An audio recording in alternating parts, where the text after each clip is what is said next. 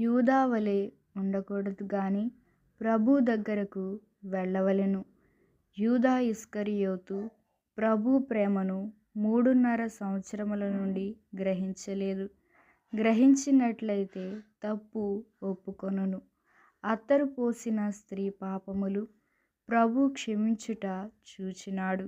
కాని గ్రహించగలిగిన మనసు లేనందున అతడు ప్రభు యొద్దకు రావలెనని, ప్రభు నా పాపములు క్షమించునని అనుకొనలేకపోయినాడు.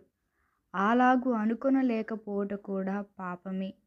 నా బ్రతుకు వల్ల ఏమీ ప్రయోజనము లేదని అనుకొనుట పాపము గనుక మనము ప్రభు క్షమించునని నమ్మి ప్రార్థించి క్షమాపణ కోరి పొందిన ఎడల ధన్యులమగుదుము.